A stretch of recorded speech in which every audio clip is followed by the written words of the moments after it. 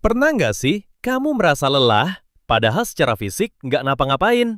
Tiba-tiba, napas terasa sesak, jantung berdebar, dan kepala penuh pikiran.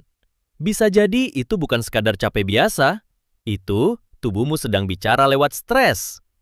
Saat stres menyerang, sistem saraf simpatik dalam tubuh langsung aktif. Ini yang memicu detak jantung meningkat, napas jadi dangkal, otot menegang, dan hormon kortisol melonjak. Tubuh bereaksi seolah kamu sedang dalam bahaya besar. Padahal mungkin kamu cuma habis ditegur atasan, cekcok dengan pasangan, atau mikirin masa depan. Masalahnya, kalau respons ini berlangsung terus-menerus tanpa kamu sadari, dampaknya bisa serius. Tubuh yang terus siaga tanpa istirahat akan mengalami kelelahan kronis, dan ini bisa merembet ke gangguan tidur, pencernaan, bahkan suasana hati. Pikiran negatif muncul berulang, bikin kamu makin sulit fokus atau merasa damai. Itu sebabnya penting banget untuk bisa mengenali sinyal-sinyal kecil dari tubuh sebagai alarm bahwa kamu butuh istirahat, bukan dorongan untuk terus kuat atau memaksa diri. Dan kabar baiknya, kamu bisa mulai tenangin tubuhmu dengan teknik simpel kayak pernapasan dan grounding. Misalnya teknik 478, tarik napas 4 detik, tahan 7 detik, hembuskan pelan 8 detik. Teknik ini terbukti menenangkan sistem saraf dan bikin kamu merasa lebih rileks. Atau coba grounding 5, 4, 3, 2, 1. Sebutkan 5 hal yang kamu lihat, 4 yang bisa kamu sentuh, 3 yang kamu dengar, 2 yang bisa kamu cium, dan 1 yang kamu rasakan secara emosional. Cara ini bantu kamu kembali ke momen sekarang dan mengurangi dominasi pikiran yang bikin panik. Ingat, kuncinya bukan melawan stres, tapi mengatur ulang respons tubuhmu terhadapnya. Tapi meskipun tubuh mulai tenang, pikiran seringkali tetap gaduh. Kadang, kita bukan cuma stres karena kejadian nyata, tapi karena cerita-cerita yang kita ciptakan sendiri di kepala. Misalnya, setelah dimarahi atasan, kamu langsung mikir, pasti aku akan dipecat. Atau, setelah pesan gak dibalas teman, kamu yakin, dia pasti benci aku.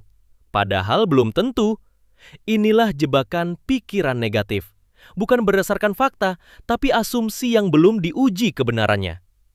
Masalahnya, kalau kita percaya begitu saja sama cerita di kepala, kita jadi reaktif terhadap hal yang bahkan belum terjadi. Kita jadi cemas, overthinking, bahkan menyabotase diri sendiri. Padahal, yang perlu dilakukan adalah menyadari, ini fakta atau cuma narasi. Contoh sederhana, faktanya teman belum membalas pesan. Cerita di kepala, dia marah sama aku. Nah, langkah awalnya adalah berhenti sejenak dan bertanya, apakah aku benar-benar tahu ini? Atau cuma mengira-ngira? Kamu bisa mulai melatih diri dengan satu pertanyaan penting. Apa buktinya? Begitu kamu membiasakan diri memisahkan fakta dari asumsi, kamu akan lebih tenang dan objektif. Gak semua pikiran perlu dipercaya. Beberapa hanya lewat, dan tugasmu bukan menghakimi, tapi mengamati. Seperti langit yang tetap biru meskipun awan berlalu lalang, kamu juga bisa tetap tenang meskipun pikiran datang dan pergi. Intinya, kendali bukan ada pada apa yang kamu pikirkan, tapi pada seberapa sadar kamu terhadap isi pikiran itu. Dan ketika kamu mulai sadar terhadap isi pikiranmu, disitulah kamu bisa memilih bereaksi atau berhenti sejenak. Sebagian besar masalah justru muncul bukan karena kejadian, tapi karena cara kita meresponsnya. Kita terburu-buru membalas, menyalahkan, atau mengambil keputusan dalam kondisi emosional yang belum stabil. Padahal, di antara stimulus dan respons, selalu ada ruang.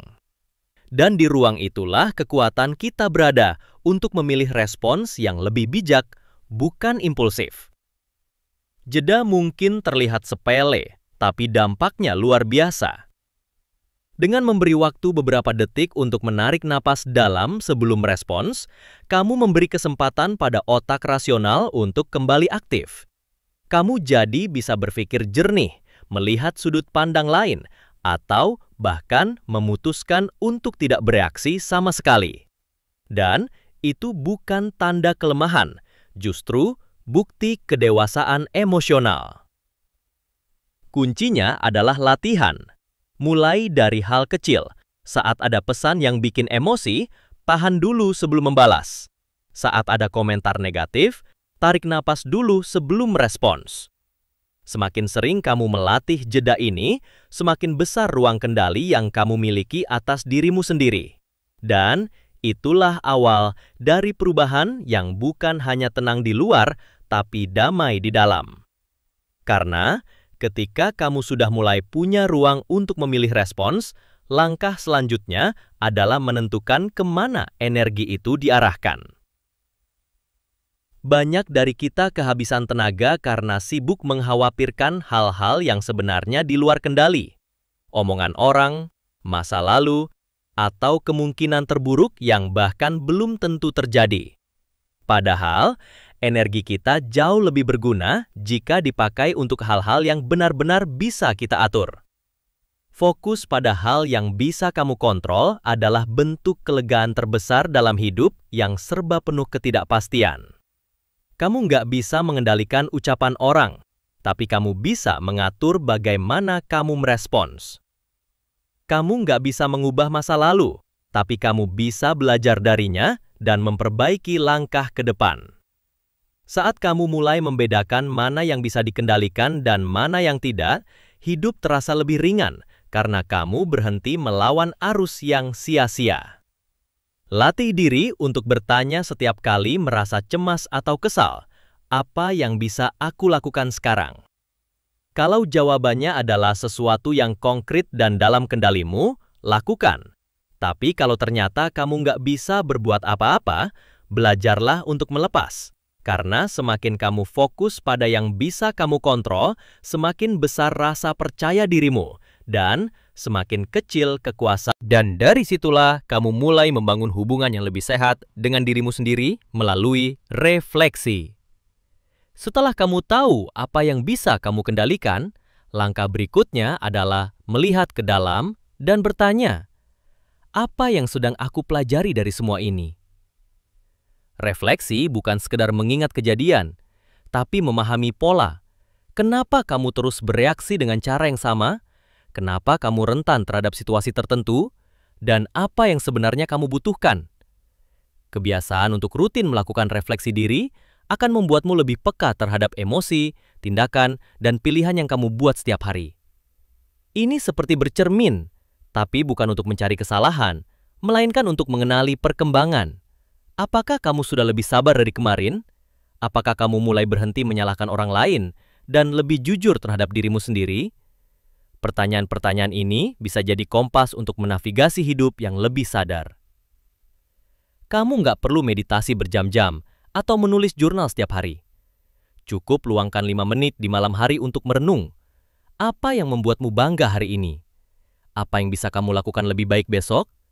Refleksi sederhana seperti ini bukan hanya membantu kamu tumbuh, tapi juga memberi rasa tenang karena tahu bahwa setiap langkah, baik atau buruk, sedang membentuk versi dirimu yang lebih kuat. Dan supaya refleksi itu bisa terus konsisten, kamu butuh fondasi yang stabil, yaitu rutinitas. Bukan karena hidup harus serba teratur seperti robot, tapi karena rutinitas memberi kerangka yang memudahkan kita tetap waras di tengah dunia yang berubah terus-menerus.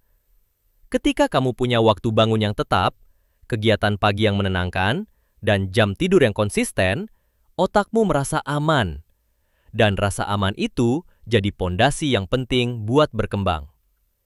Rutinitas yang sehat membantu menurunkan kecemasan karena tubuh dan pikiran tahu apa yang diharapkan. Kamu jadi lebih tenang, fokus, dan produktif. Bahkan di masa-masa sulit, rutinitas sederhana seperti minum teh pagi, menulis jurnal, atau jalan kaki sore hari bisa jadi jangkar yang menstabilkan perasaan. Sebaliknya, hidup yang tanpa pola akan membuat kamu lebih mudah goyah, mudah terdistraksi, dan sulit membedakan mana kebutuhan nyata dan mana pelarian. Jangan anggap rutinitas sebagai batasan, tapi sebagai ruang aman untuk berkembang. Mulailah dari hal kecil, bangun dan tidur di jam yang sama, punya satu ritual pagi yang bikin kamu merasa utuh, atau menyusun agenda harian yang realistis. Semakin stabil rutinitasmu, semakin mudah kamu menjaga energi, mengenali perubahan suasana hati, Dan yang paling penting, tetap terhubung dengan dirimu sendiri. Dan ketika kamu mulai stabil, kamu akan lebih siap menghadapi satu hal yang sering dihindari banyak orang. Rasa tidak nyaman. Kita terbiasa mencari kenyamanan, menghindari rasa sakit, kecewa atau takut. Tapi pertumbuhan sejati justru lahir dari ruang-ruang yang bikin kita gelisah. Nggak nyaman itu bukan berarti salah. Kadang itu cuma tanda bahwa kamu sedang bergerak keluar dari zona lama menuju versi dirimu yang lebih besar. Masalahnya, banyak orang berhenti di titik tidak nyaman itu. Bukan karena mereka nggak mampu, tapi karena mereka menganggap perasaan itu sebagai musuh. Padahal, rasa tidak nyaman seperti rasa cemas saat mencoba hal baru, rasa malu saat belajar dari kesalahan, atau rasa takut saat mengambil keputusan penting. Semuanya adalah bagian alami dari proses berkembang. Kalau kamu terus lari dari perasaan itu, kamu juga menjauh dari potensi yang sebenarnya sedang menunggu kamu di sisi lain. Belajar menerima ketidaknyamanan bukan berarti menikmati penderitaan, tapi memahami bahwa itu bagian dari jalan perubahan. Mulailah dengan menyadari emosi yang muncul tanpa buru-buru menolaknya. Ucapkan dalam hati, "Aku merasa takut." Dan itu nggak apa-apa. Dengan begitu, kamu berhenti melawan dan mulai berdamai. Karena justru saat kamu berani duduk bersama rasa tidak nyaman, kamu sedang membuka ruang untuk pertumbuhan yang sesungguhnya. Dan saat kamu sudah berani duduk bersama rasa tidak nyaman, kamu akan menyadari bahwa keputusan terbaik seringkali bukan yang paling mudah, tapi yang paling selaras dengan nilai-nilai hidupmu. Banyak orang terjebak membuat pilihan karena tekanan lingkungan, ekspektasi keluarga, atau ketakutan akan penilaian orang lain. Tapi hidup yang tenang dan penuh makna bukan datang dari menyenangkan semua orang, melainkan dari hidup seturut dengan apa yang kamu yakini benar. Keputusan yang didasari nilai akan terasa lebih kokoh, meski jalannya berat. Misalnya, kamu mungkin memilih pekerjaan yang gajinya lebih kecil, tapi sejalan dengan visi hidupmu, atau memilih meninggalkan hubungan yang toksik meski itu membuatmu sendiri untuk sementara waktu. Saat kamu tahu apa yang penting buatmu, seperti kejujuran, kebebasan, atau kontribusi, kamu punya kompas untuk menavigasi hidup tanpa harus terus menebak-nebak arah. Latih dirimu untuk bertanya sebelum mengambil keputusan besar. Apakah ini sesuai dengan nilai yang aku pegang? Kalau jawabannya ya, jalani meskipun berat. Kalau tidak, berani menolak juga bagian dari keberanian. Hidup berdasarkan nilai bukan hanya membuatmu lebih damai, tapi juga lebih tahan banting. Karena kamu nggak lagi mencari validasi dari luar. Kamu hidup. Namun bahkan ketika kamu sudah hidup sesuai nilai-nilaimu, tetap akan ada momen ketika realitas tidak sejalan dengan harapan. Dan disitulah pentingnya kemampuan untuk mengelola ekspektasi. Ekspektasi yang terlalu tinggi tanpa ruang fleksibilitas seringkali jadi sumber utama kekecewaan. Kita berharap orang lain mengerti tanpa diberitahu, berharap hasil instan tanpa proses, atau berharap hidup berjalan sesuai rencana tanpa hambatan. Bukan berarti kamu harus berhenti berharap, tapi kamu perlu belajar berharap dengan cara yang sehat. Harapan yang realistis bukan tentang menurunkan standar, melainkan tentang menerima bahwa hidup itu kompleks dan kadang tak bisa diprediksi. Ketika kamu mampu menyesuaikan ekspektasi dengan realitas, kamu akan lebih mudah beradaptasi dan tidak mudah patah saat segala sesuatu berjalan di luar rencana. Cara sederhananya adalah ini: pisahkan antara harapan dan kebutuhan. Kamu bisa berharap proyekmu sukses, tapi sadari bahwa nilai dirimu tidak ditentukan oleh hasilnya. Kamu boleh berharap seseorang memperlakukanmu dengan baik, tapi jangan biarkan perilaku orang lain menentukan harga dirimu. Ketika ekspektasi dikelola dengan bijak, kamu akan menemukan kedamaian, bukan karena semuanya berjalan sempurna, tapi karena kamu belajar untuk tetap teguh meskipun tidak sesuai harapan.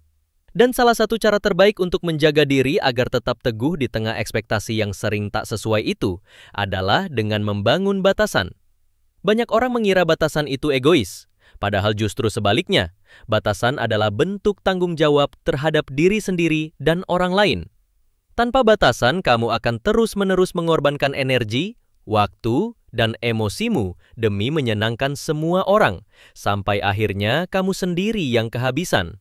Batasan yang sehat bukan soal menjauh dari orang lain, tapi menjaga jarak yang aman agar hubungan bisa tetap tumbuh tanpa saling melukai.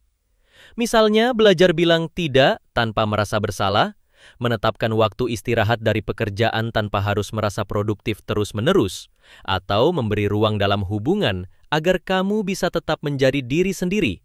Batasan yang jelas justru memperkuat koneksi, karena dibangun atas dasar kejujuran dan saling hormat. Mulailah dari mengenali kapan kamu merasa terpaksa, lelah, atau kehilangan kendali. Itu sinyal bahwa batasmu mungkin sedang dilanggar. Kamu berhak merasa nyaman di sekeliling orang lain, tapi itu nggak akan terjadi kalau kamu terus membiarkan dirimu dikendalikan oleh rasa takut ditolak. Ingat, kamu bukan bertanggung jawab atas kebahagiaan semua orang, tapi kamu sepenuhnya bertanggung jawab atas keseimbangan hidupmu sendiri. Karena setelah kamu tahu cara menjaga batas, kamu juga akan lebih mampu membedakan mana hubungan yang layak dipelihara dan mana yang perlu dilepaskan. Di tengah perjalanan hidup yang penuh naik turun, kita nggak selalu butuh banyak orang. Kita butuh orang yang tepat. Hubungan yang mendukung bukan hanya soal teman yang seru diajak nongkrong, tapi mereka yang bisa hadir ketika kamu sedang rapuh, mendengarkan tanpa menghakimi, dan mengingatkan tanpa merendahkan. Lingkungan sosial yang sehat adalah salah satu faktor terbesar dalam kestabilan mental dan emosional. Saat kamu dikelilingi orang-orang yang memberi ruang untuk tumbuh dan menjadi dirimu sendiri, kamu akan merasa lebih aman untuk jujur, untuk salah, dan untuk belajar. Sebaliknya, hubungan yang toksik akan membuatmu terus meragukan dirimu, memaksakan peran, dan menahan luka yang gak kunjung sembuh. Kamu gak harus menunggu semuanya hancur dulu, baru menyadari siapa yang benar-benar mendukungmu. Mulailah dari memperhatikan, setelah bertemu seseorang, apakah kamu merasa lebih ringan atau justru lebih lelah? Apakah kamu bisa jadi diri sendiri tanpa harus menyensor perasaanmu? Hubungan yang sehat itu seperti tanah subur. Kalau kamu rawat, ia akan membantu kamu tumbuh lebih kuat. Tapi kalau terus dibiarkan mengering, lama-lama kamu bisa mati pelan-pelan di dalamnya. Namun bahkan dalam hubungan yang paling sehat sekalipun, ada batas di mana orang terdekat kita tidak bisa menjangkau luka yang terlalu dalam, dan di titik itulah bantuan profesional menjadi penting. Sayangnya, masih banyak yang merasa malu, takut dicap lemah, atau justru menunda sampai kondisi mental benar-benar runtuh. Padahal meminta bantuan bukan tanda kekalahan, itu tanda keberanian untuk mengambil kembali kendali atas hidupmu. Psikolog, terapis, atau konselor bukan orang yang akan memperbaiki kamu, tapi mereka adalah teman perjalanan yang terlatih untuk membantumu memahami dirimu lebih dalam.